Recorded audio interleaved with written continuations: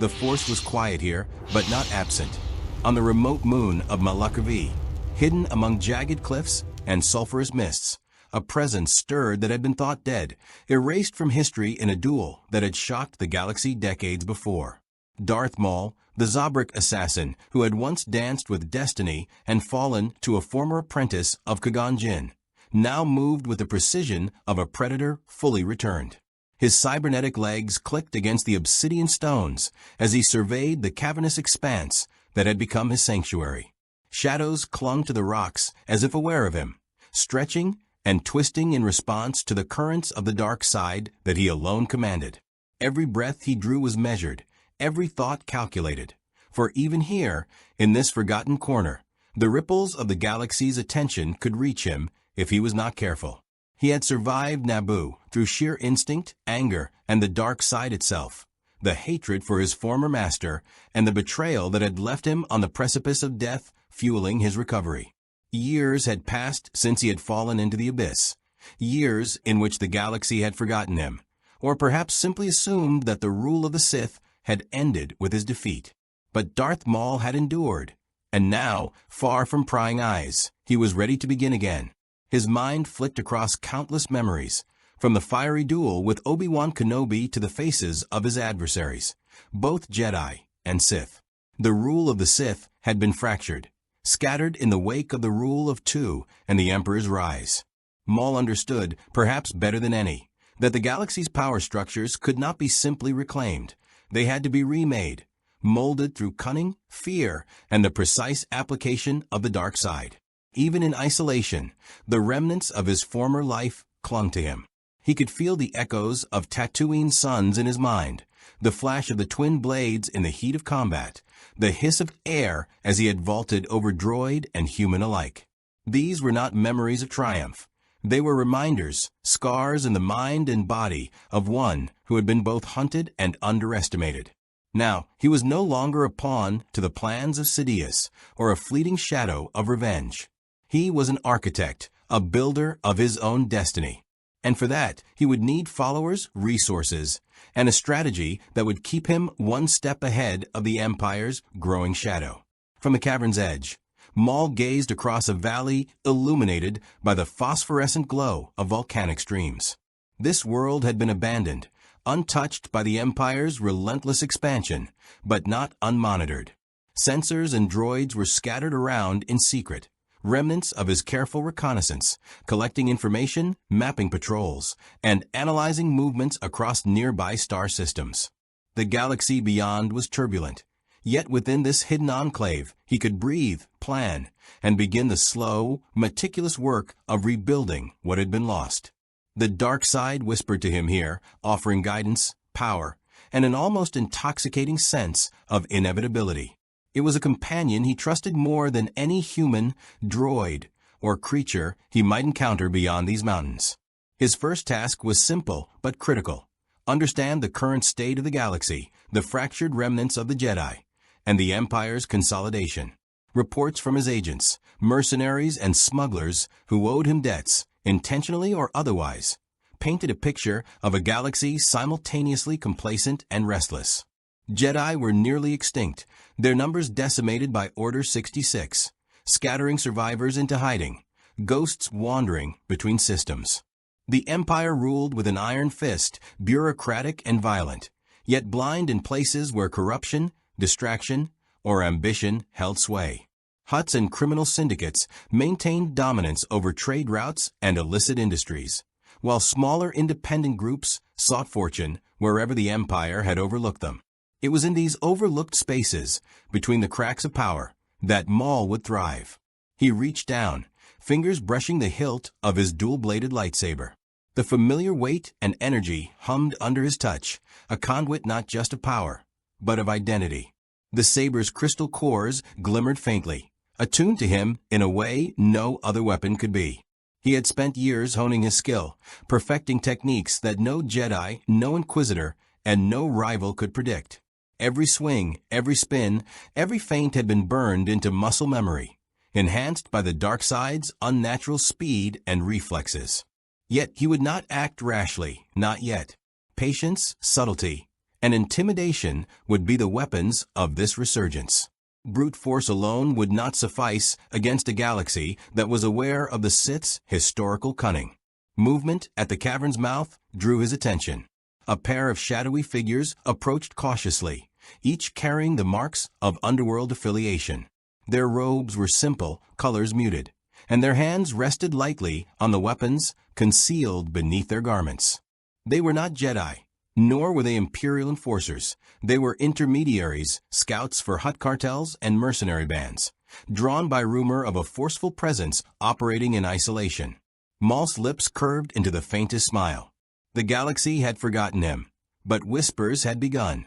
He allowed the figures to approach, letting them think they led, when in reality every step was anticipated, every move tracked and understood. They stopped a few meters away, tension radiating from their bodies as they gauged the figure before them. "You are Maul," the taller one finally said, voice cautious, yet tinged with awe. "They said you were dead." "I was," Maul replied, his tone low, even deliberate.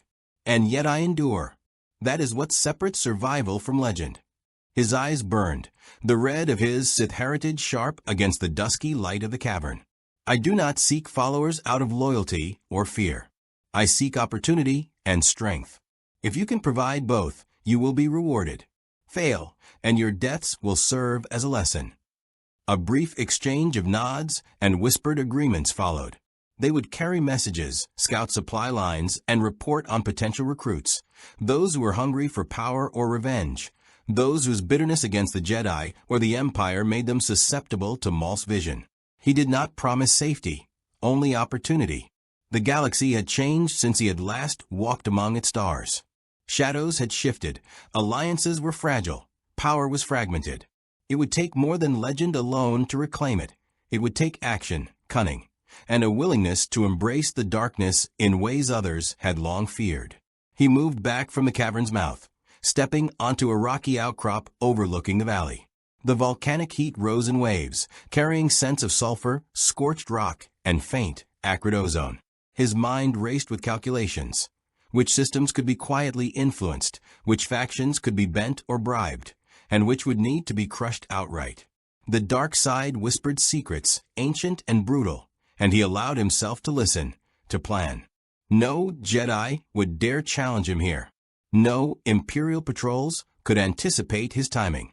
He was building not merely a network, but a philosophy, a rebirth of the Sith, untethered from the failed doctrines of the past. The question that remained, unspoken yet omnipresent, was how far to extend his hand before revealing himself openly.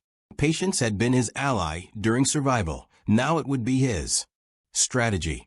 The galaxy did not need a Sith in every system. It needed a Sith who could manipulate the currents of power, who could strike unseen, who could shape events from the shadows until the moment of revelation came. And when it did, the galaxy would know the name Darth Maul again, not as a footnote or a ghost, but as the architect of a new Sith Order.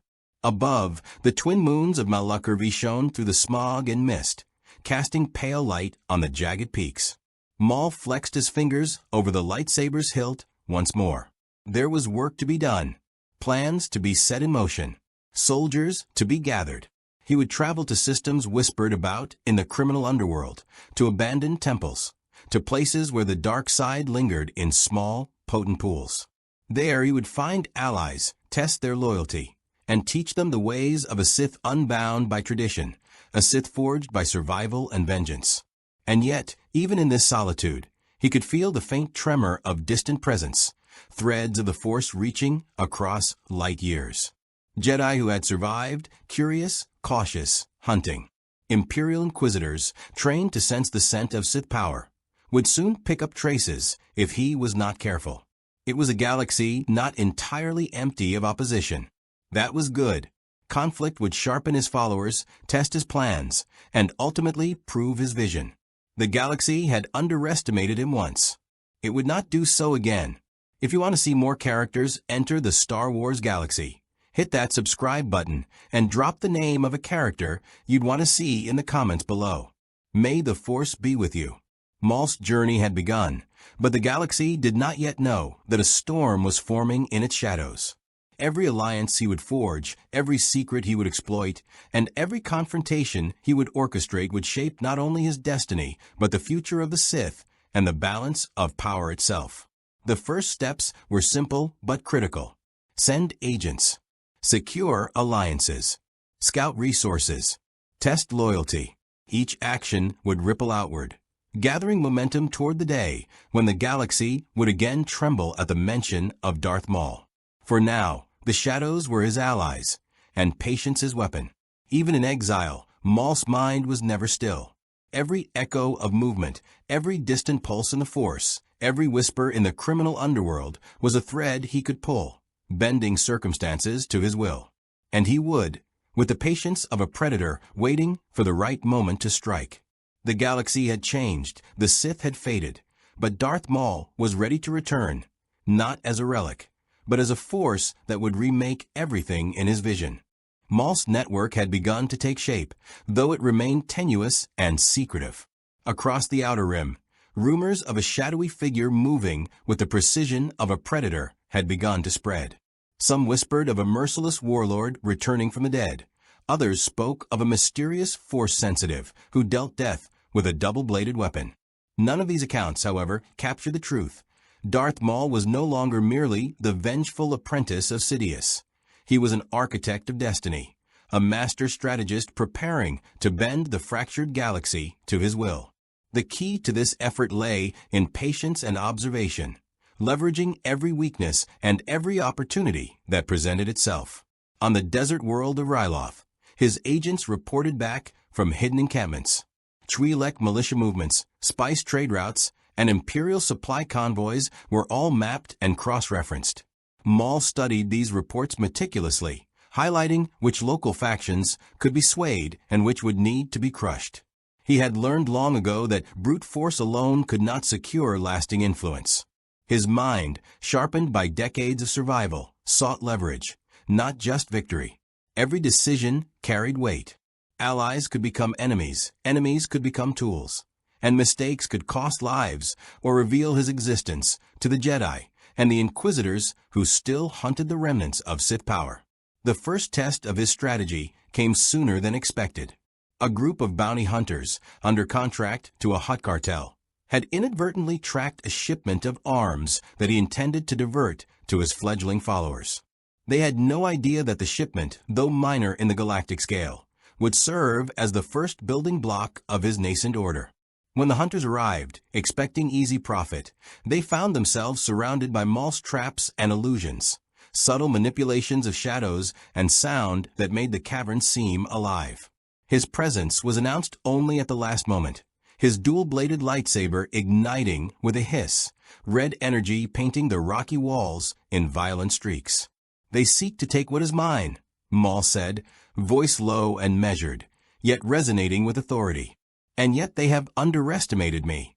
The hunters hesitated, sensing the raw power emanating from him, unsure if negotiation or retreat was possible. "I offer a choice," he continued.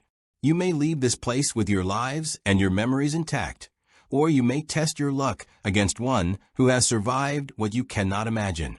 A brief pause allowed the weight of his words to settle. Fear, respect, and the instinct for self-preservation rippled through the hunters, and one by one they dropped their weapons, bowing in submission to the undeniable presence before them.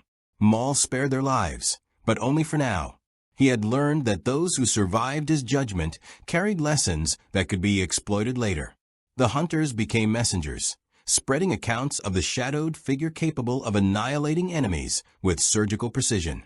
Every tale, every whispered rumor, became a subtle weapon, destabilizing local factions and sowing uncertainty that Maul would later use to gather influence. Control, he knew, often came before confrontation. One did not seize power merely through combat. One shaped perception, manipulated expectation, and waited for the right moment to act. It was in these quiet manipulations that he began to truly understand the fractured state of the Sith legacy. The rule of two, established by Bane and executed to perfection by Sidious, had ensured secrecy, but had also left the galaxy vulnerable to complacency. With Sidious' empire fully entrenched, and with the Jedi nearly extinguished, the galaxy's balance had tipped, but not irreversibly. Maul's vision was clear, a Sith Order rebuilt not in the shadows of tradition, but as a new force capable of independent thought and action, a network that spanned systems, infiltrated governments, and commanded respect through fear and efficiency. To achieve this, he would need apprentices, and he would need to test them against the harsh realities of the galaxy, ensuring only the strongest survived. His first potential apprentice emerged on Dathomir. The Night Sisters, long masters of obscure magics, had fractured in the absence of their matriarchal leader, Mother Talzin. Maul approached cautiously, understanding that power in the galaxy often came through alliances as much as domination. The matriarchs had learned to resist outsiders, but they were not invulnerable.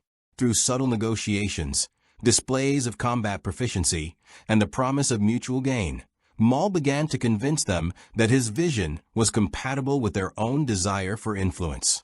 He did not demand loyalty at once. Rather, he sowed seeds of respect and fascination, allowing the Night Sisters to see the benefit in aligning, at least temporarily, with a master who had survived and thrived in the shadow of the Empire. Meanwhile, his attention was drawn to the remnants of the Jedi. Reports from his scouts indicated that a small enclave had survived on the planet Ossus, hiding ancient holocrons and knowledge long thought lost. Maul considered the possibility of confrontation, weighing the risks and rewards. Engaging directly with the Jedi could draw Imperial attention, yet ignoring them entirely might allow a threat to grow unchecked. He concluded that observation was the first step, followed by subtle disruption. He would not strike blindly. Patience had preserved him before, and patience would ensure his influence now. Every Jedi he encountered, every Force-sensitive being he discovered, would be a potential test, a potential tool, or a potential enemy. On Malachor V, the reconstruction of his own training regimen continued relentlessly. He meditated on the dark side, refining techniques that combined raw aggression with precision, harnessing anger and hatred without allowing it to cloud his judgment. Combat drills were performed in isolation. Simulations of potential scenarios played out in his mind and in physical space, anticipating the movements of both allies and adversaries. Every strike was deliberate, every motion calibrated. The galaxy outside was chaotic and unpredictable, yet Maul sought to create within himself a controlled chaos, a precision weapon capable of responding to any threat or opportunity. He began to weave a network of influence among fringe systems where the Empire's reach was incomplete. Smugglers, minor warlords, and disillusioned soldiers became nodes in a growing web, all feeding into the larger vision of a Sith Order reborn. Each recruitment was methodical. He tested loyalty, measured ambition, and ensured that every individual understood that betrayal would not be tolerated. Fear was a tool, but so was respect, and Maul wielded both with equal skill. He did not need to command entire fleets yet. He needed obedience, insight, and reliability. In time, the galaxy would see not just a lone assassin, but a resurgence of the Sith capable of influencing events on an unprecedented scale. The Empire, despite its vast resources, remained unaware of the depth of Maul's resurgence. He had learned well the lessons of Sidious's rise. Concealment, manipulation, and timing were far more dangerous than outright conflict. Imperial intelligence might catch wind of disturbances on remote moons, or local sectors might report sightings of a terrifying figure with twin blades. But the full scope of Maul's intentions would remain hidden until he chose to reveal it. In this, he found satisfaction. He had been underestimated before, and underestimation would be a weapon again, used to turn advantage into dominance. Night fell across the volcanic valleys of Malachor V. Maul stood on a precipice, watching the glow of distant lava streams, sensing through the Force the faint pulse of life, fear, and ambition across light years. Every movement in the galaxy, from the smallest spice trader to the highest Imperial officer, was a note in a symphony he was beginning to conduct. Patience, subtlety, and ruthless calculation were his allies. The Sith Order he envisioned would not merely exist, it would thrive, adapt, and, when necessary, strike with precision that left the galaxy reeling. In the stillness of the night, Maul contemplated the journey ahead. He was no longer a pawn of Sidious, no longer a shadow seeking revenge alone. He was a master, a builder of networks, a manipulator of fate. The galaxy had its own rhythms and weaknesses, and he would exploit each one. Dathomir offered apprentices, the Outer Rim offered recruits, and the scattered Jedi offered both challenge and opportunity. Every step would be deliberate, every choice measured, every action a thread in a web that would, in time, encompass the galaxy. The first stage of his resurgence was complete. Agents were in place, potential apprentices were under subtle observation, and supply chains had been quietly redirected. The second stage, direct action, would require precision, cunning, and timing, as well as an understanding of which factions could be manipulated and which required obliteration. But Maul was ready. Years of survival, centuries of hatred, and decades of careful planning had honed him into a figure of unparalleled skill and strategic insight. The galaxy had forgotten him, but the dark side had not, and its guidance would be his instrument as he prepared to reclaim the Sith legacy in his image. The first true test of Maul's plans came sooner than he had anticipated. News reached him of a minor Imperial outpost on the edge of the Mid-Rim, a supply depot that had become a haven for rogue officers siphoning resources for personal gain. It was insignificant on the Imperial scale, yet strategically valuable for Maul. Securing it would not only provide material for his fledgling network, but also send a clear signal to those who might consider joining him. He was no longer a figure to be ignored. Carefully, he orchestrated the operation from the shadows, coordinating with agents he had placed among local smugglers and warlords. The approach to the depot was calculated. Maul's scouts reported patrol routes, guard rotations, and security protocols. The Imperial presence was weak but alert, and any mistake could trigger a full-scale response from the sector command. Yet Maul's advantage lay in timing and precision. Using the Force to cloak his approach and his knowledge of lightsaber combat to neutralize any threat silently, he struck at the depot under the cover of darkness. The first wave of guards never realized the danger until it was too late. They were incapacitated, not killed, a deliberate choice. Maul had learned that unnecessary bloodshed often drew unwanted attention, and he preferred fear over waste. Inside the depot, Maul moved like a shadow among shadows. Crates of blasters, ammunition, and medical supplies were repurposed for his network, each item carefully accounted for. As he worked, he sensed the lingering presence of an Imperial officer nearby. The man had been curious, too daring, and his Force sensitivity, albeit minor, was enough for Maul to perceive it. "You feel it, don't you?" Maul murmured, stepping into the officer's line of sight. The man froze, sensing something inhuman in the air, a presence that seemed to warp shadows and silence the world. The dark side has eyes everywhere. The officer attempted to draw his blaster, but Maul was already upon him. The lightsaber ignited with a hiss, a red arc of energy that illuminated the officer's terror-stricken face. In one fluid motion, Maul disarmed him, pressing the tip of his blade against the man's chest. "Your choice is simple," Maul said, voice low and resonant. "Leave this place and tell no one of what you have seen, or stay and test the consequences of defiance." Fear anchored the man's decision. He fled, leaving the depot and its secrets untouched, becoming an unwitting instrument in Maul's strategic theater. The operation's success was immediate. Resources flowed into the hands of his loyalists, while whispers of a shadowed figure capable of dismantling Imperial holdings spread like wildfire through the Outer Rim. Local warlords began to consider the merits of alliance, and even disillusioned Imperial officers noted the audacity and skill of the attacker. Maul, however, did not rest on his laurels. He understood that visibility was a double-edged sword. It could attract recruits, but it could also draw enemies. Precision in timing and discretion in action would remain his guiding principles. With the depot secured, Maul turned his attention to intelligence gathering. The galaxy was filled with factions in conflict, Hutts manipulating trade routes, The Empire enforcing law through fear, Jedi patrolling sectors with diminishing numbers, and independent warlords carving pockets of control. Each offered potential leverage, but only if he could understand their motivations and weaknesses. Using spies, informants, and subtle manipulations, Maul began to map the political landscape with surgical precision.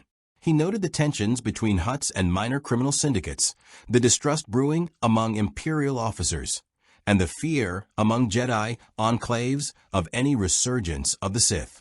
Each observation was logged, analyzed, and folded into his strategy. The next phase required a test of loyalty among his emerging followers. On the jungle world of Felucia, he assembled a contingent of recruits, smugglers, mercenaries, and force-sensitive outcasts. The mission was simple on paper: infiltrate an Imperial outpost and recover intelligence regarding supply routes. In practice, it was a trial designed to separate those who could execute under pressure from those who would falter. The recruits had been eager to prove themselves, yet Maul understood that enthusiasm alone would not suffice. Survival depended on discipline, cunning, and the willingness to act decisively when faced with danger. The infiltration was nearly flawless until the unexpected arrival of a squad of stormtroopers disrupted their approach. Chaos threatened to unravel the plan, but Maul remained unshaken. He dispatched his apprentices with precise instructions, guiding them through the melee with calm authority. His lightsaber moved with lethal grace, each swing controlled, each strike purposeful. Within moments, the stormtroopers were neutralized, and the intelligence was secured. Maul's apprentices had survived, but they had also learned a lesson in trust, coordination, and obedience, a lesson that would be crucial for the survival of his order. During the mission's aftermath, Maul addressed the recruits directly. "Power is not given," he said, eyes blazing. "It is taken. Obedience to the strong, respect for the Force, and mastery of yourself are the only guarantees of survival. Fail in any, and you fail in all." His words resonated deeply. There was no embellishment, no pretense of moral righteousness. The galaxy was harsh, and survival required acknowledgement of its brutal truths. Those who truly understood this would serve him well. Those who did not would become cautionary tales. Meanwhile, intelligence reports suggested that the Jedi were aware of unusual disturbances in the Mid-Rim. They had noted the disappearance of officers and the sudden disruptions among local Imperial supply chains. Maul anticipated this eventuality, having factored in Jedi investigation as a certainty. He did not fear confrontation. Rather, he welcomed it as an opportunity to test his network's readiness and his own abilities against the remnants of those who had once considered themselves the galaxy's guardians. Every encounter with the Jedi was a chance to refine his strategies and challenge assumptions, both theirs and his own. Maul's strategic ambitions also extended to the manipulation of larger galactic forces. He began planting misinformation among Imperial sectors, subtly redirecting attention away from his true operations while fostering discord among competing officers. Warlords and criminal syndicates were subtly coerced into cooperation or neutralization, each choice reinforcing his influence without unnecessary direct engagement. It was a game of shadows and perception, one where the most effective weapon was knowledge and the precise timing of action. Maul understood that domination without understanding was fleeting. Only through careful orchestration could his new Sith Order survive and expand. In a rare moment of introspection, Maul considered the legacy of Sidious and the mistakes that had led to his own initial downfall. The rule of two had created an apex predator, but it also created vulnerability, a reliance on secrecy and the assumption of loyalty that could be exploited. Maul intended to correct this flaw. His Sith Order would not be a mere succession of apprentices. It would be a network power, adaptive and resilient, capable of responding to threats before they crystallized. The galaxy had underestimated him once. It would not underestimate him again. By the close of the mission on Felucia, Maul's network had demonstrated both capability and loyalty. Recruits who had previously doubted his methods now saw the tangible results of disciplined execution. Resources, intelligence, and local influence were consolidated, forming the first tangible infrastructure of the rebuilt Sith Order. Maul himself returned to Malachor V, meditating on the outcomes and planning the next steps. Every success, every lesson, and every observation would feed into the larger strategy. A coordinated resurgence capable of challenging not only local powers, but the galaxy's overarching structures, including the weakened Jedi and the sprawling Imperial bureaucracy. As he sat in the volcanic quiet of Malachor V, Maul sensed the wider galaxy reacting to subtle shifts in power. There were echoes of his influence, rumors, unusual troop movements, and whispered accounts of a shadowed assassin capable of outmaneuvering both law and the Force. It was a beginning, fragile yet formidable. The first true phase of his resurgence, the consolidation of resources, the testing of loyalty, and the establishment of influence, was complete. Yet he knew the larger trials lay ahead. The Jedi would respond, the Empire would investigate, and other ambitious players would seek to challenge his growing network. Maul's eyes narrowed, the glow of Malachor's lava reflecting in them. The dark side hummed with potential, a chorus of power ready to be directed by one who had survived death and emerged stronger. The galaxy had yet to witness the full scope of his vision. Soon, all would see that Darth Maul was no mere remnant of a fallen apprentice. He was the architect of a new order, a predator in the shadows, and a force that would reshape the Star Wars galaxy in ways it could not yet comprehend. The whispers of Darth Maul's resurgence reached Coruscant faster than he could have anticipated. Rogue transmissions, subtle disruptions in Imperial supply chains, and the occasional report of an outmatched officer returning from the mid-rim with tales of a shadowed figure, all converged to create a narrative that the Jedi and the Empire could not ignore. The high galactic authorities were beginning to notice patterns, small threads that suggested a coordinated hand rather than isolated acts of violence. Maul had known this day would come. The question was not if, but how he would manipulate it to his advantage. His first significant confrontation with a major faction occurred through calculated provocations. He had learned that a small Jedi contingent, led by a capable but inexperienced master named Tyra Sun, had been dispatched to investigate the disturbances near Felucia. They were skilled, attuned to the Force, but inexperienced in facing someone of Maul's particular caliber, a being who combined lethal combat skill, tactical genius, and a deep understanding of the dark side. Rather than avoid them, Maul saw an opportunity to test both his new followers and the wider strategy. He allowed the Jedi to approach a staged Imperial skirmish, knowing that curiosity and moral obligation would pull them in. The encounter unfolded as expected. The Jedi intervened just as Maul's contingent secured critical intelligence from the depot. At first, the Jedi believed they were confronting a typical band of mercenaries or smugglers, unaware that the hand behind the chaos was a Sith of extraordinary skill. Maul remained concealed, watching through the Force, guiding his followers with subtle nudges rather than overt commands. When the first Jedi ignited their lightsaber and entered the fray, Maul assessed their capabilities and weaknesses, noting how their training emphasized defense and measured strikes rather than lethal aggression.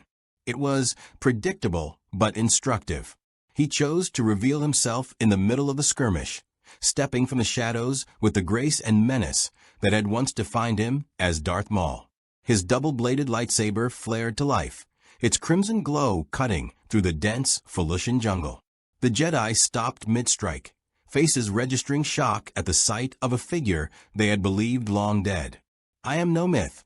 Maul's voice rang across the clearing, steady and cold. "I am the reckoning your complacency has invited." The words alone were enough to unnerve his enemies, the weight of history hanging heavy in the air. Combat erupted immediately. Maul moved with precision, his strikes both a display of sheer skill and a psychological tactic designed to intimidate and control the battlefield.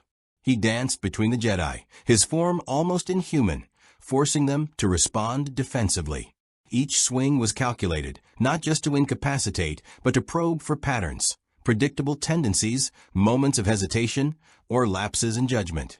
As one Jedi lunged with righteous fervor, Maul deflected the attack and pushed with the Force, sending the combatant sprawling. Another attempted a coordinated strike, only to be met with the sudden appearance of his apprentices flanking the perimeter, cutting off escape and reinforcing his dominance. What distinguished this confrontation from typical Sith versus Jedi engagements was the orchestration. Maul's approach was never purely offensive. It was psychological warfare. He manipulated the terrain, exploited the Force, and positioned his recruits in ways that maximized fear and confusion. The Jedi were skilled, but they were also inexperienced in facing an opponent who was as much strategist as warrior. Their strikes were precise but reactive, responding to Maul's cues rather than dictating the flow of battle. In the midst of combat, Maul sensed not just physical movement, but the wavering confidence in their minds, a subtle tremor he intended to exploit. Even as the duel raged, Maul's attention was split between immediate combat and the broader political implications. Each Jedi engagement served as a message to others. The Sith were not extinct, their influence was rising, and their methods had evolved. Reports of a shadowed figure spreading chaos would reach Coruscant, sparking debate within the Jedi Council and unsettling Imperial authorities. By the time the skirmish ended, Maul intended for both factions to underestimate him, not in power, but in scope. The shadow of the Sith was spreading, and perception was as potent a weapon as any lightsaber. Ultimately, the encounter concluded not with a decisive victory, but with controlled withdrawal. Maul recognized that annihilating the Jedi contingent would provoke an immediate response from the Council, and likely accelerate Imperial mobilization in ways that were premature. Instead, he orchestrated a retreat that left his apprentices and resources intact, while ensuring the Jedi would carry tales of a formidable unseen force. "Live to remember this," he murmured as he faded into the jungle shadows. "Let fear be your constant companion." The Jedi, though unharmed, departed with a renewed wariness that served Maul's broader strategy perfectly. The consequences of this encounter rippled outward immediately. Jedi Masters convened emergency meetings, debating the implications of a surviving Sith with access to both dark side mastery and operational intelligence. Some suggested deploying Jedi en masse, while others argued that the sightings were exaggerations, illusions amplified by rumor. Maul had calculated this division. It mirrored the separations that had long plagued the Jedi Order. By forcing internal debate and hesitation, he was already shaping the galaxy to his advantage without further direct engagement. Simultaneously, Imperial agents began tracking unusual patterns in resource allocation, troop movements, and unexplained skirmishes. Officers suspected sabotage, but they lacked the cohesive insight to understand the magnitude of the threat. Maul had intentionally left breadcrumbs, leading them into false narratives that diverted attention from his true objectives. In effect, he was playing multiple chess games simultaneously. The Jedi, the Empire, local warlords, and even independent factions were all pieces on a board he fully understood. Amid these strategic maneuvers, Maul also confronted internal challenges within his own organization. Not all recruits had performed perfectly. Some faltered under pressure, while others questioned the methods he employed. Maul's approach was rigorous, demanding both discipline and initiative. "Power is meaningless without control," he reminded them, emphasizing that the dark side required both mastery and intelligence. Those who could not internalize this principle were quietly removed from sensitive operations, an act designed to reinforce the seriousness of his leadership and the cost of failure. In a particularly tense moment, one apprentice questioned Maul's restraint in allowing the Jedi to survive. "Why not end them?" the recruit demanded. "We could strike and eliminate the threat entirely." Maul's response was measured, almost surgical in its clarity. "Power is a tool, not a show of brutality. You cannot defeat a galaxy with mere destruction. Strategy, patience, and fear are far more potent than slaughter. Remember this." The lesson was indelible. Maul's Sith Order was not built for chaos. It was built for dominion, calculated, patient, and inexorable. After these operations, Maul had achieved multiple objectives simultaneously. His network had proven capable of executing complex missions under pressure. The Jedi had been tested and forced into a reactive posture. The Empire had begun to misallocate attention and resources. And Maul himself had reinforced his philosophy. Domination required intelligence, subtlety, and unwavering discipline. The galaxy had begun to acknowledge, even unconsciously, the re-emergence of a Sith who had survived death, learned from failure, and was now orchestrating a resurgence that could not be ignored. Returning to Malakavi, Maul reflected on the broader implications. Each engagement, each strategic move, had been designed to instill fear and uncertainty while conserving his own strength and resources. His apprentices had learned not only combat, but psychological control, strategy, and the importance of perception. These lessons were critical. The Sith Order he envisioned would not merely oppose the galaxy, it would reshape it in every sense. And Maul, the survivor of betrayal and near annihilation, stood at the center of this transformation, fully aware that the next phase of his plan would demand both bold action and unerring precision. The galaxy was beginning to stir with rumors of Darth Maul's resurgence, whispers that traveled faster than any official report could contain. On Ryloth, the Twi'lek resistance first encountered the shadow of his influence, not as a conqueror, but as a manipulator, exploiting the chaos of the Clone Wars to tighten his grip. Maul's network had grown beyond Malakavi, spanning isolated systems in the Outer Rim, each carefully selected for strategic value. His apprentices acted as both enforcers and provocateurs, orchestrating incidents that drew Jedi attention, while simultaneously testing the loyalty and initiative of their own numbers. Maul watched it all through the Force, guiding subtly, letting the galaxy feel his presence without ever revealing the full extent of his power. The turning point in Maul's rising tension came with an unexpected encounter with the Separatists. A diplomatic mission to negotiate with the Techno-Union had gone awry when Maul's operatives discovered that the droid conglomerate had begun diverting resources to build new war engines in secret. Maul recognized an opportunity. He could exploit this information to strengthen his position, manipulate the Separatist leadership, and destabilize both sides of the war. Unlike his earlier confrontations with the Jedi, this required negotiation, subterfuge, and cunning, skills he had honed during years of survival and exile. The meeting was arranged on Mustafar, the volcanic world whose blackened rivers and burning sky mirrored the volatility of the discussion. Maul arrived cloaked in shadows, his crimson saber sheathed at his side, demeanor calm but radiating authority. Separatist delegates, expecting an intermediary or mercenary, were visibly unnerved by the sight of a figure who seemed born from darkness itself. "You seek power through industry and numbers," Maul said, voice low and commanding, "but you lack vision. Your war engines are toys if you cannot wield them with intelligence. I offer guidance and loyalty in exchange for influence." The Separatists were cautious, naturally. Count Dooku's absence left a vacuum that the corporate leaders sought to exploit. Yet Maul's reputation, though largely unknown to them, carried weight in ways he manipulated carefully.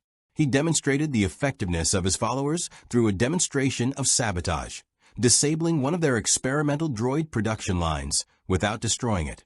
Sparks flew, machinery whined, and the delegates realized they were in the presence of a master tactician and warrior. Maul had established credibility without a single violent act. The moral complexity of Maul's position became apparent during the negotiation. Aligning with the Separatists offered advantages: access to resources, protection from Imperial intelligence, and a network of operatives that could be molded into his vision of a Sith-dominated galaxy. Yet it also presented a dilemma. The Separatists' methods and goals were incompatible with the total control Maul desired. He could not subordinate his ambitions entirely to another faction, no matter how advantageous the alliance might seem. This forced Maul to adopt a delicate strategy: cooperation without surrender, influence without dependence. During the discussions, Maul noted the subtle fears and ambitions of each delegate. One sought recognition, another craved autonomy, and all feared both the Jedi and the Republic's scrutiny. Maul leveraged these insecurities, demonstrating that his vision of power extended beyond brute force. Fear is a tool, he told them, but understanding and manipulation are mastery. You may have fleets, but without guidance, they are nothing. By the end of the negotiations, he had secured temporary cooperation. The Separatists would provide intelligence and limited resources, but Maul retained the ultimate authority to direct operations that furthered his own agenda. Simultaneously, he confronted the philosophical challenges of rebuilding the Sith. His apprentices, though skilled, were inexperienced in the subtleties of political maneuvering. Maul trained them in ways that combined combat, strategy, and manipulation, forcing them to make decisions that blurred moral lines. One young acolyte struggled with the concept of subterfuge over direct assault. Maul's response was instructive. The galaxy does not bend to brute strength alone. Knowledge, patience, and precision are your allies. Death without purpose is weakness. The lesson was harsh but essential. Each recruit had to understand that the dark side was not simply a means to kill. It was a tool to shape outcomes in a universe resistant to control. As Maul's influence expanded, his path intersected with the remnants of the Republic. On the planet Raxus Secundus, he observed a convoy of Republic troops struggling against Separatist incursions. Instead of direct engagement, he orchestrated a subtle intervention, using his apprentices to misdirect the droid forces. The Republic soldiers believed they had triumphed through strategy, unaware that their victory had been guided by a Sith hand. Maul observed from a distance, noting the implications. The Republic could be manipulated, its bureaucracy and rigidity turning it into a tool for his designs. This approach required restraint and patience, qualities Maul had cultivated over decades of survival. He understood that outright conquest would provoke immediate retaliation from both the Republic and the Jedi. Instead, his philosophy now emphasized layered influence. Destabilize, manipulate, and gradually consolidate power. Each move had to achieve multiple objectives, leaving both allies and enemies uncertain of his intentions. The galaxy had not seen a Sith operate in such a manner since the time of the ancient rule of two, and Maul intended to exploit that unfamiliarity to his advantage. One night, on a secluded ridge overlooking Raxus Secundus, Maul reflected on the precarious balance he had created. The Force hummed around him, vibrant and complex. He had learned to read it not as a linear path, but as a web of probabilities and potentialities, each decision sending ripples across the galaxy. He knew the Jedi would eventually confront him directly, and the Empire's intelligence apparatus would intensify its scrutiny. Yet for now, he held the upper hand, perception of threat without actual confrontation. Fear, after all, was a more versatile weapon than death when wielded with precision. Amid these broader political and strategic maneuvers, Maul also began cultivating his own symbolic presence. Rumors spread through the outer rim of a shadowed master orchestrating events behind the scenes, striking with surgical precision and vanishing before retaliation could occur. The tales, half legend, half reality, enhanced his mystique, amplifying fear without a single act of unnecessary violence.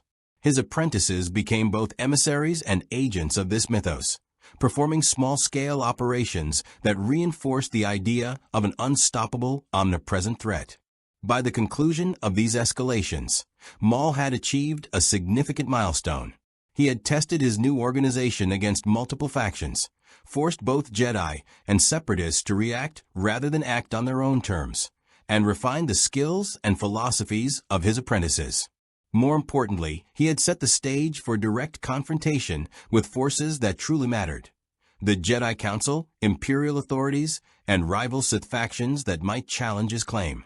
Every engagement, every subtle manipulation, was a piece of a larger plan designed to ensure that when Maul struck decisively, the galaxy would not know whether to fear, respect, or obey him, or all three at once.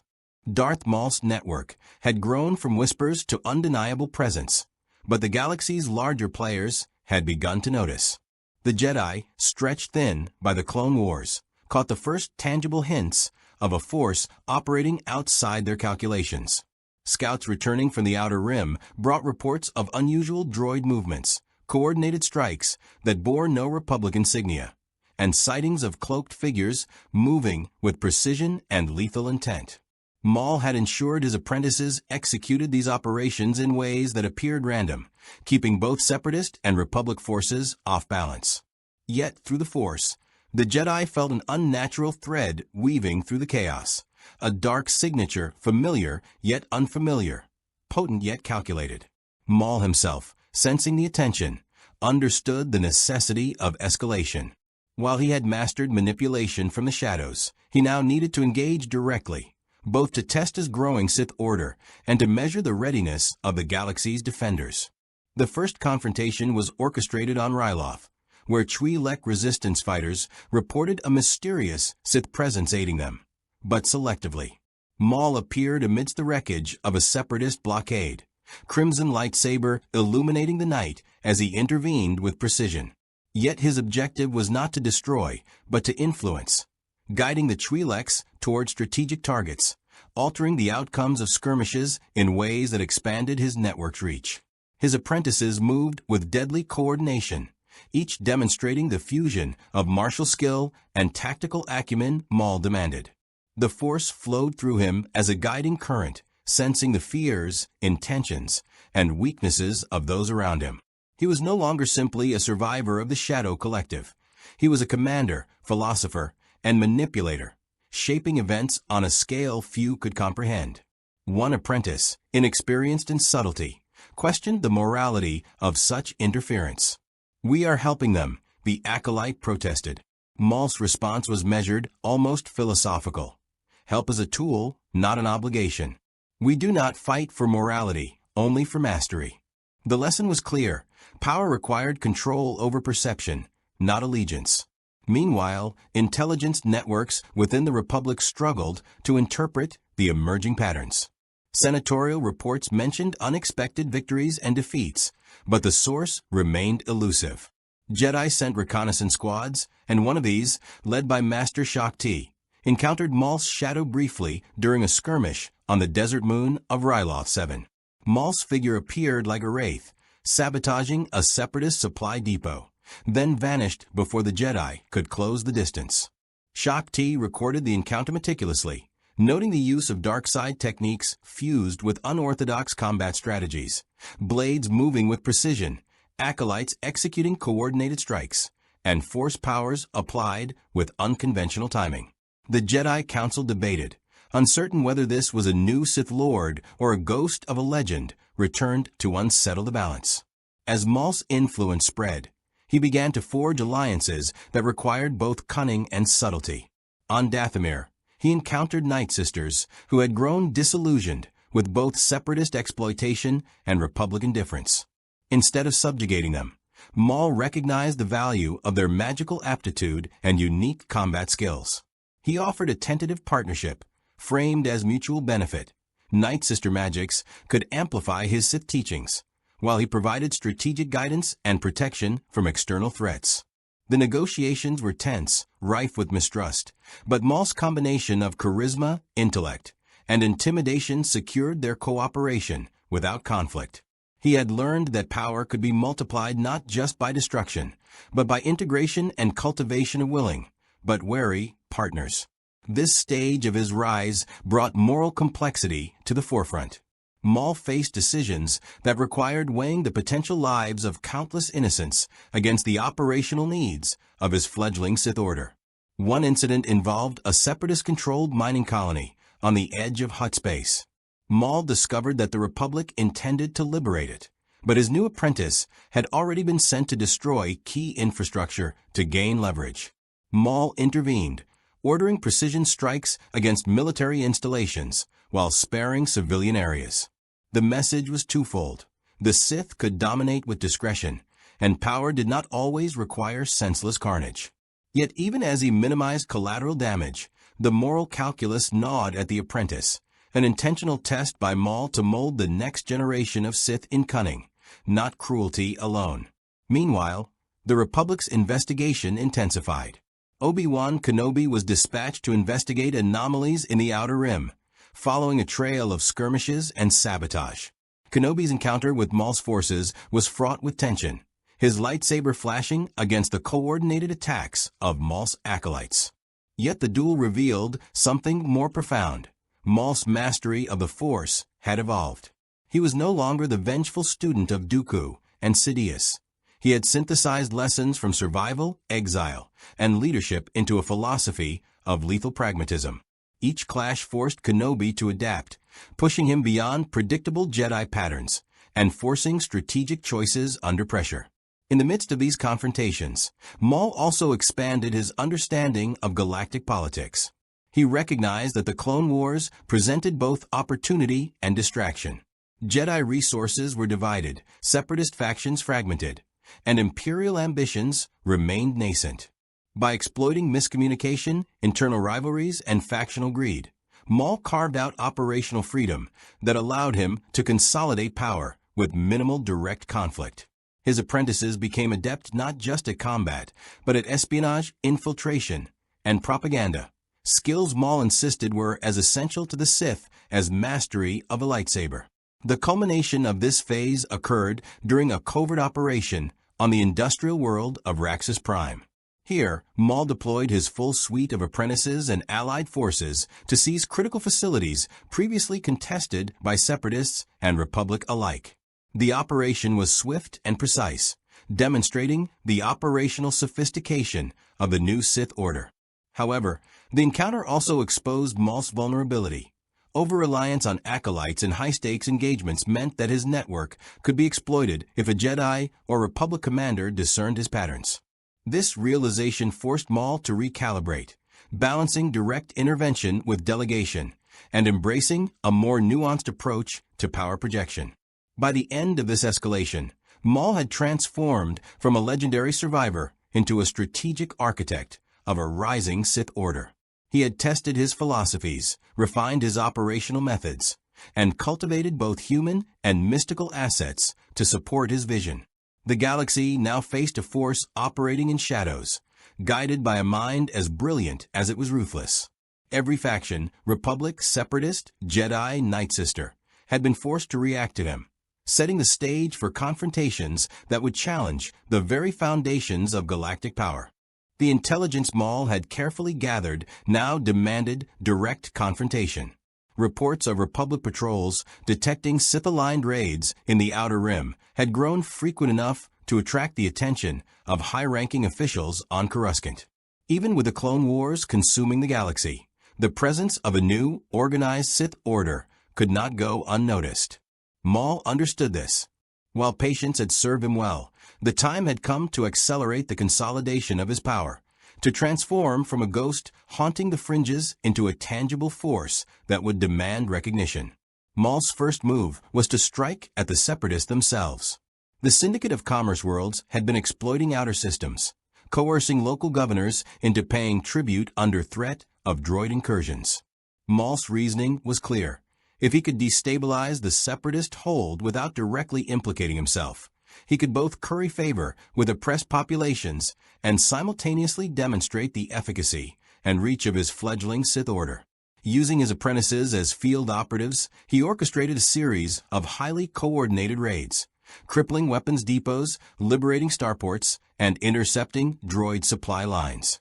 The signature of these attacks was unmistakable, methodical, ruthless, yet precise enough to avoid unnecessary civilian casualties. During one of these operations on Ryloth, Maul encountered an old adversary, a Separatist tactician who had once mocked him during his time under Dooku's shadow. The encounter was brief but telling. Maul's apprentices were caught in a crossfire, forcing him to intervene directly. The duel was not just a display of lightsaber skill, but also a calculated psychological assault. He moved with a fluid, unpredictable style honed over years of exile, forcing the tactician into defensive maneuvers while subtly manipulating the battlefield with the Force. By the end, the Separatist commander was left humiliated and defeated, but alive, a deliberate choice that sent a message. Victory did not require annihilation. Fear and respect could be cultivated in tandem. Meanwhile, the Jedi were becoming increasingly uneasy. Obi-Wan Kenobi, recently reassigned to oversee intelligence gathering on outer systems, had pieced together fragments of information pointing toward a highly organized network operating independently of both Republic and Separatist command. Kenobi's investigation led him to a desolate asteroid field near Raxus Prime, where reports of lightsaber activity had surfaced. What he found was a trap, carefully constructed by Maul to gauge the capabilities of the Jedi and his own acolytes. The ensuing skirmish tested every apprentice's skill and forced Maul to exercise restraint. He wanted to understand the Jedi strategies, weaknesses, and capacity for adaptation, and in doing so, he ensured the confrontation left no lasting casualties. Maul's manipulation extended beyond immediate combat. Using captured communications and intelligence, he seeded misinformation throughout both the Republic and Separatist networks. False reports of Jedi defections, Sith uprisings, and rogue battleships created confusion, stretching resources thin and opening pockets of opportunity. The genius of Maul's approach lay in its subtlety. He did not attack openly. He orchestrated events that forced his enemies to act, revealing their strategies and weaknesses without giving away his own. The Force guided his intuition, but it was his mind, honed by years of betrayal and survival, that turned insight into advantage. Even within his own ranks, Maul maintained rigorous control. His apprentices, though loyal, tested boundaries, and Maul relished these moments as teaching opportunities. During training sessions on the remote moon of Dathomir, he deliberately staged scenarios designed to provoke moral and tactical dilemmas. One apprentice hesitated to strike a surrendering Separatist operative, and Maul used the moment to illustrate the philosophy underpinning the new Sith Order: strength tempered by strategy, dominance executed with foresight, and the understanding that fear and respect were tools as vital as the lightsaber or the Force. The lesson was harsh but effective. Those who could not adapt to this paradigm were left behind, ensuring only the most capable survived. While Maul's power grew, so too did the scrutiny. Jedi Masters Yoda and Mace Windu debated the nature of this emerging threat. Windu argued for immediate preemptive action, citing the risk of an organized Sith resurgence, disrupting the delicate balance of the Clone Wars. Yoda, however, counseled patience, sensing a nuanced darkness that differed from the familiar patterns of Sith ambition. Strong in shadows he is, Yoda warned, yet tempered, cunning, and patient. Hasty attack, invite disaster at will. The debate highlighted a fundamental challenge. Maul was no longer a predictable adversary, and the galaxy's most experienced guardians struggled to interpret his moves. In the Outer Rim, Maul turned his attention to the growing network of sympathetic systems. Many planets, weary of Separatist exploitation, yet skeptical of the Republic's promises, found in Maul an enigmatic figure capable of imposing order through strength and strategy. He offered protection, training, and knowledge to these systems in exchange for allegiance, but not blind obedience. Maul understood that loyalty earned through respect and opportunity was far more potent than that demanded by fear alone. As he consolidated these alliances, he positioned himself as both liberator and ruler, a duality that challenged traditional Jedi and Sith assumptions about morality and power. The moral complexity of Maul's actions became even more pronounced when he confronted a situation on the mining world of Ryloth Prime. A Separatist faction intended to execute enslaved laborers to punish resistance, and Maul's apprentices advocated for total annihilation to assert dominance. Maul intervened, using precision strikes to neutralize the leadership while leaving the laborers unharmed. The operation sent shockwaves. It demonstrated the ruthlessness of the Sith Order, while simultaneously illustrating restraint and calculated strategy. Within his ranks, apprentices debated the choice, some admiring Maul's cunning, others questioning the ethical compromise. Maul watched quietly, knowing these debates would forge a more sophisticated and loyal cadre capable of making decisions independently without undermining his vision. In the end, Maul's presence had become a force that no faction could ignore. The Republic could not locate him definitively. The Separatists were destabilized and wary, and even the Jedi, despite their insight, found themselves reacting rather than dictating. Maul had succeeded in establishing the foundations of a Sith Order that operated with precision, discipline, and strategic foresight, an order that could survive beyond a single master, one capable of influencing the galaxy on multiple fronts simultaneously. His network of apprentices, allies, and sympathetic systems was now a self-sustaining force, ready to challenge the Republic, manipulate the Separatists, and confront the Jedi directly when the time was optimal. Yet Maul was not content. He understood the importance of balance within his own designs. Expansion for the sake of expansion was meaningless without control. The next stage would require audacious moves against major factions, careful orchestration of public perception, and a willingness to confront the Jedi personally. Maul had evolved from a survivor into a master tactician, philosopher of the dark side, and architect of a new order whose reach would redefine the galaxy's perception of Sith power. The coming weeks would test not only his cunning, but the very adaptability of those who oppose him, setting the stage for confrontations that could forever alter the balance of the Force. The galaxy's pulse was shifting, and Maul could feel it in every transmission, every whispered rumor, every subtle tremor in the Force.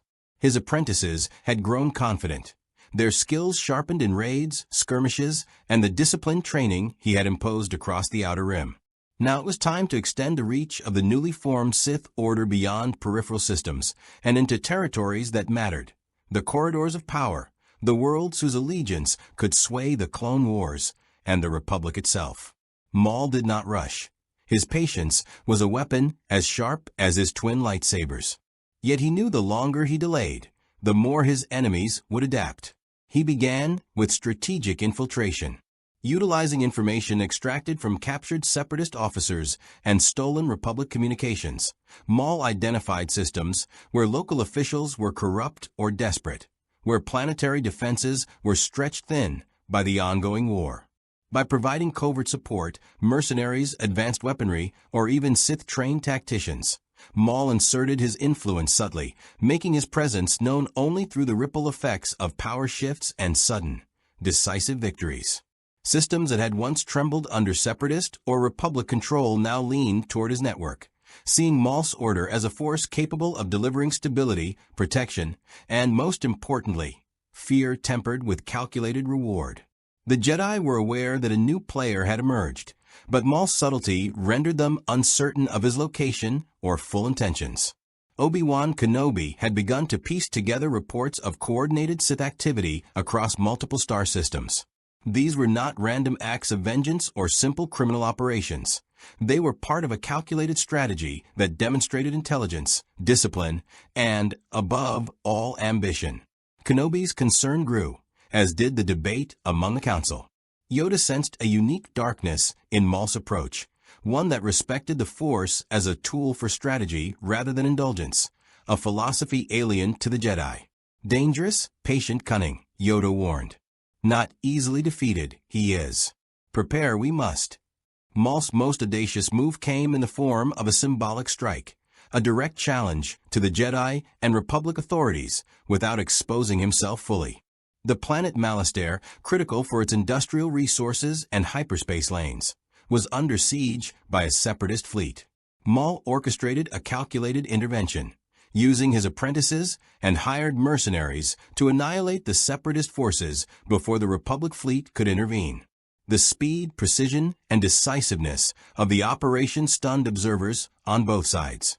By the time Kenobi arrived to assess the aftermath, Maul's forces had already withdrawn into hiding, leaving behind only the unmistakable signature of Sith orchestration and whispers of a master operating from the shadows. Within his order, tensions began to surface.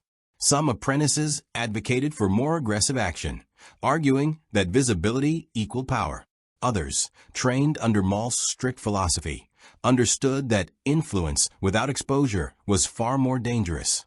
Maul watched these debates closely, using them to assess loyalty, intellect, and temperament. He rewarded strategic insight and punished recklessness, reinforcing the principles of his order: cunning, patience, and disciplined ruthlessness. These apprentices were not mere soldiers. They were extensions of his will, capable of executing his vision with both autonomy and precision. The Republic, increasingly concerned by rumors of a resurgent Sith power, deployed intelligence teams to the Outer Rim, unknowingly playing into Maul's hands. Intercepted communications, false leads, and staged skirmishes created a landscape of uncertainty and fear. Maul understood that perception was as potent as reality. Jedi dispatches spoke of shadowy figures, of coordinated strikes against Separatist and Republic interests alike, but no one could locate the master orchestrating these events. The strategic advantage lay not just in his growing network of allies, but in the veil of mystery surrounding him. Despite the calculated nature of his campaign, Maul's philosophy demanded personal involvement in key operations. On the industrial world of Raxus Prime, a critical meeting between Separatist commanders and mercenary guilds threatened to tip the balance of power in the sector. Maul arrived personally, his presence masked by darkness and the Force, and observed the gathering from concealed vantage points. When he struck, it was decisive, a combination of stealth, force manipulation, and surgical lightsaber strikes left the leadership incapacitated, and the meeting dissolved into chaos.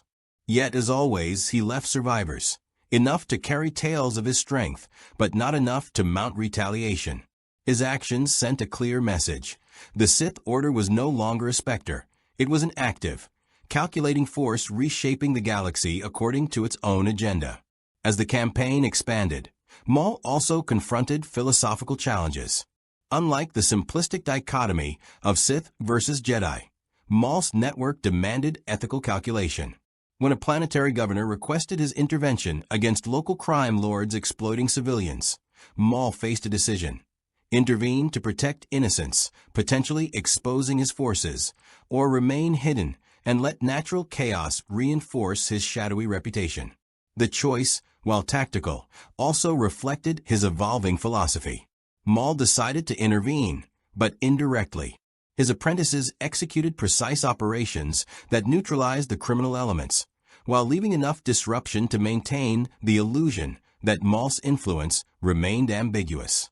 This careful manipulation of outcomes reinforced loyalty and fear simultaneously, teaching his followers that victory often required subtlety, not sheer force. Meanwhile, whispers of Maul's growing power began to reach unexpected ears. Count Dooku, still operating as the face of the Separatist movement, sensed a rival not just in capability, but in vision. This was no mere apprentice or rogue agent.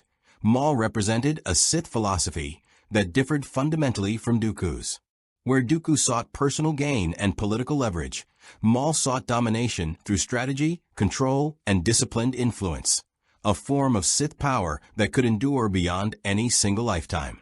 The implications unsettled Dooku, forcing him to reconsider the stability of his own position within the Separatist hierarchy.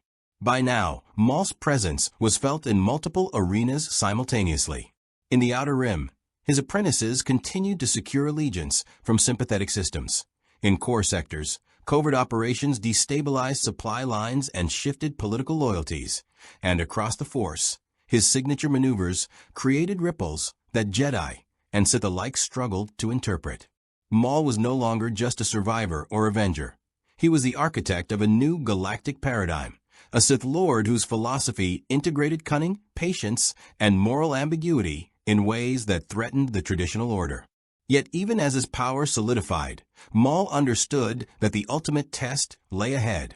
To truly establish the Sith Order, he would need to confront the Jedi directly, forcing them to acknowledge his mastery and adapt to his philosophy, or perish. Preparations began for this inevitable collision, not as a reckless challenge, but as a strategic, multi-layered plan. The galaxy would soon witness a Sith resurgence unlike any recorded in history, one defined not by brute force alone, but by intellect, foresight, and the disciplined orchestration of chaos. The moment of reckoning had arrived. After months of covert expansion, subtle manipulations, and carefully orchestrated strikes, Maul's network was ready for its decisive display. It was no longer a question of isolated victories or whispered influence. This was the culmination of years of planning, training, and preparation. The galaxy, fragmented by war and corruption, would soon recognize the Sith Order as a force to be reckoned with. The target was not a system rich in resources or strategic advantage, but a symbol, Coruscant. the heart of the Republic, the seat of the Jedi Council, and the nerve center of galactic politics. A strike here would force all factions to confront Maul's power directly, and it would test his apprentices in ways simulations and peripheral battles never could. Maul's approach was meticulous. His forces, now numbering in the thousands across multiple systems, were organized into specialized divisions, infiltration teams, sabotage units, and assassination squads, each designed to strike simultaneously at key points across the capital. In addition, Maul himself would move in person, unseen yet ever present in the minds of the Jedi through subtle manipulations of the Force. He had learned to master restraint, using his own presence to shape perception, planting fear and doubt without revealing his exact location. For the Jedi, this would feel like an omnipresent threat, impossible to counter directly. The Jedi were not idle. Alerts had been raised across Coruscant as intelligence intercepted hints of unusual activity on the Outer Rim. Obi-Wan Kenobi, Anakin Skywalker, and a handful of council members began to prepare defensive measures, deploying Jedi and Republic forces to sensitive locations. Yet Maul had anticipated every step. Disinformation campaigns ensured that the Jedi would respond to false threats, drawing their attention away from the true points of attack. Every move the Council made played into Maul's strategy, demonstrating the depth of his planning and the patience that had defined his rise. As the coordinated strikes commenced, the galaxy seemed to hold its breath. Explosions ripped through key communication hubs, droid factories suffered mysterious sabotage, and security forces found themselves outmaneuvered at every turn. Maul's apprentices executed precise, devastating operations across multiple districts of Coruscant, all while leaving sufficient ambiguity to maintain the illusion of chaos rather than a directed campaign. Civilians fled in panic as the first direct confrontations with Jedi unfolded in shadowed corridors, the clash of lightsabers echoing through the cityscape. Maul's personal intervention came as a calculated shock. Slipping through the corridors of the Republic Senate building, he moved silently, using his mastery of the Force to manipulate the environment, disarm guards, and create illusions of his presence in multiple locations simultaneously. When he finally confronted a small contingent of Jedi assigned to protect the Chancellor's chambers, he did not attack immediately. Instead, he demonstrated his philosophy, forcing the Jedi to fight in disoriented, fragmented patterns. They could not engage him directly, not because of superior raw power alone, but because his strategy reshaped the battlefield itself. Maul was everywhere and nowhere, an orchestrator of fear and discipline in equal measure. The confrontations were brutal. Jedi who underestimated him fell quickly, their overconfidence exploited by his apprentices' precise strikes and his own disciplined dueling. Yet Maul refrained from slaughtering indiscriminately. His goal was not mindless destruction, but the assertion of dominance and the establishment of a lasting legacy. Jedi who survived would remember the consequences of underestimating him, and the Republic would understand that a new Sith Order operated according to rules beyond conventional reckoning. Every victory was calibrated to strengthen fear and respect in equal measure, to elevate the mystique surrounding his return. As the battle reached its climax, Maul's philosophy faced its ultimate test. A contingent of the Jedi Council, including Master Yoda and Obi-Wan, confronted him directly. The duel was a symphony of light and shadow, a clash of experience, discipline, and raw ambition. Maul's dual lightsabers moved with preternatural precision, weaving through the Force with an understanding of both light and dark that few had ever encountered. Each strike and parry carried intent, not just to defeat, but to teach, to demonstrate the evolution of a Sith philosophy that balanced cunning with strategic patience. The confrontation also demanded moral choices. Maul had the power to end his opponents in moments, yet he restrained himself, manipulating the duel to convey a message. The Sith Order was not about mindless carnage or fleeting revenge, but about enduring influence. He offered no mercy, yet he also offered survival to those who could recognize and respect his philosophy. This was a different Sith vision, one that promised long-term dominance through fear, loyalty, and discipline rather than chaos and impulse. the tide of the battle shifted further when reinforcements from his apprentices exploited weak points in the Republic defenses. Entire divisions of clone forces, previously loyal to the Senate, found themselves outmaneuvered by guerrilla tactics and Sith-inspired strategies. The city's political apparatus teetered, panic spreading from the streets to the council chambers. Maul's strategic foresight extended even to this. By demonstrating weakness in certain areas, he forced the Jedi and Republic to commit resources inefficiently, exposing vulnerabilities and amplifying the psychological impact of his presence. In the aftermath, the true scale of Maul's resurgence became undeniable. Coruscant was scarred but intact. The Jedi Council had survived but now understood that they faced an opponent whose ambitions and methods transcended previous Sith models. Maul's apprentices consolidated control over strategic sectors, and his influence extended into political, economic, and military spheres. By blending strategic ruthlessness with philosophical discipline, he had redefined what it meant to be a Sith. Maul himself vanished into the shadows once more, leaving whispers, rumors, and calculated fear in his wake. For the Jedi, the Empire, and the Republic alike, his resurgence signaled the emergence of a new order in the galaxy, a Sith vision that was adaptive, intelligent, and enduring. His methods demonstrated that the Force, in its infinite complexity, could be manipulated not only through raw power, but through cunning, patience, and the subtle orchestration of events. In this moment, Maul had achieved the apex of his plan. His name became synonymous with fear and respect, a legend whispered across the Outer Rim, the core worlds, and even among surviving separatist elements. He had not merely survived, he had transformed. The galaxy would never again view the Sith as a mere shadow of the past, for Maul's order represented a new paradigm of control and ambition. And while the Jedi would rebuild and the Republic would adapt, none could deny that a master strategist, a cunning warrior, and a visionary leader now walked unseen among the stars, ready to reshape destiny according to his design. The aftermath of Maul's decisive actions on Coruscant sent ripples across the galaxy.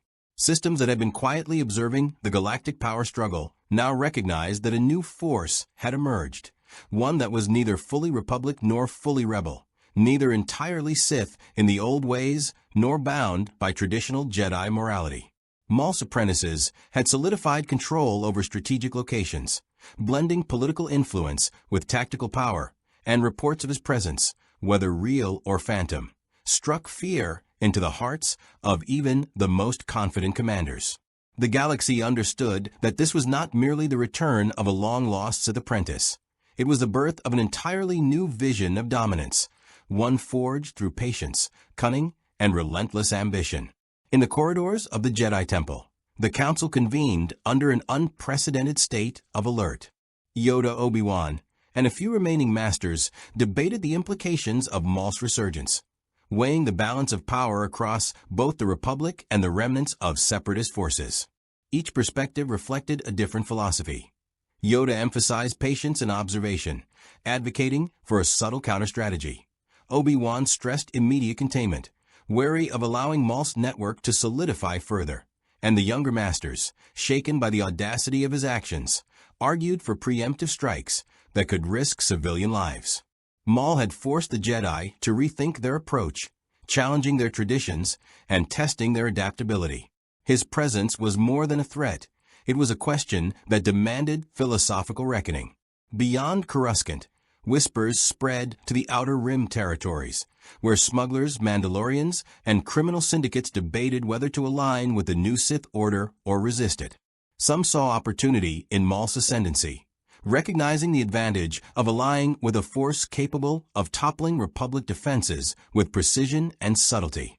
Others feared the unpredictable consequences of associating with an entity whose philosophy merged calculated ruthlessness with a seductive promise of power. Even the Hutts, normally indifferent to ideological struggles, considered the benefits of neutrality versus the potential of losing entire sectors to Maul's influence. The galaxy was in flux, and Maul's vision extended beyond the battlefield into the realms of politics, economy, and culture.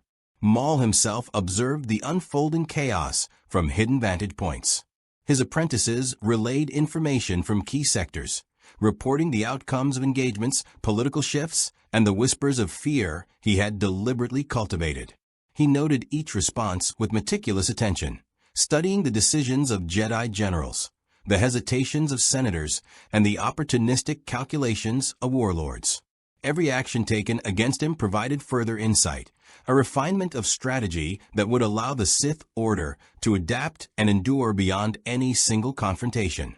His teachings to his apprentices extended beyond combat. They included diplomacy, manipulation, and long-term planning. The galaxy would remember them not just as warriors, but as architects of a new era. Morality, once a rigid concept, had been replaced by pragmatism in Maul's philosophy. He had faced countless moments where slaughter or mercy, cunning or direct assault, could define the outcome. Yet, he consistently chose the path that ensured survival and growth. His moral choices were not trivial. They were instrumental in solidifying loyalty among his followers. Apprentices who observed his restraint understood that power without discipline led to chaos, and chaos was weakness.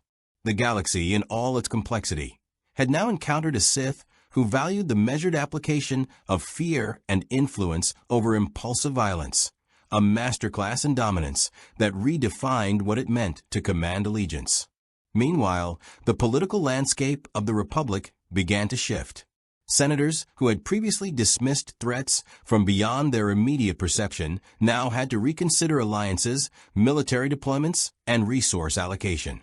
Maul's network infiltrated not merely physical structures, but informational channels, shaping perceptions and creating uncertainty among leaders. Republic forces were stretched thin, attempting to maintain order across a galaxy already destabilized by war, corruption, and the lingering threat of separatist remnants. In effect, Maul had created a psychological battlefield as significant as the physical one, demonstrating that mastery over perception could be as potent as mastery over the Force itself. The Jedi, for all their training and foresight, faced an unprecedented challenge. Maul's mastery of both the Force and strategy made him unpredictable, a foe who could simultaneously manipulate environments, exploit weaknesses, and inspire loyalty among his followers. Jedi patrols engaged in skirmishes across multiple star systems, often realizing too late that their opponent had anticipated their every move. Maul's presence reshaped the concept of threat assessment, forcing the Jedi to recognize that conventional tactics were insufficient against an adversary who combined martial skill, intellectual acuity, and psychological manipulation. In the shadows of Coruscant, Maul began implementing the final stages of his long-term plan. The Sith Order he had rebuilt would not merely exist as a secret cabal. It would infiltrate galactic systems, embed itself within political and economic structures, and train successive generations of Force-sensitive operatives. Each apprentice, each infiltrator, and each strategic ally was a node in a growing web of influence, a network capable of operating independently yet coordinated by a vision only Maul fully understood. This was no longer a fight for survival. It was a fight for legacy, a transformation of the Sith from mere power seekers to architects of destiny. As the galaxy adjusted to the presence of this new Sith Order, individual factions faced choices that would define their futures. Mandalorian clans weighed the value of independence against the opportunity to gain power through selective alliances. Criminal syndicates evaluated whether collaboration with Maul's network could secure them advantages over rival cartels. Even remnants of the separatist droid armies, now autonomous, found themselves indirectly influenced by the strategic void Maul's return had created. Every decision, every alliance, and every betrayal was a testament to the reach of his influence. The galaxy had entered a new era, one in which survival and allegiance were guided by both fear and calculated opportunity. Finally, Maul allowed himself a rare moment of reflection. From the vantage point of a hidden spire overlooking Coruscant, he surveyed the city that had borne witness to his return. Fire and smoke lingered in the distance, a testament to the violence required to achieve transformation. Yet the core of the Republic endured. He understood that the galaxy was resilient, but so was he. The Sith Order he had rebuilt was not fragile or fleeting. It was adaptive, disciplined, and designed to endure beyond any single confrontation. His legacy was secured not through brute force alone, but through the orchestration of events, the cultivation of loyalty, and the reshaping of galactic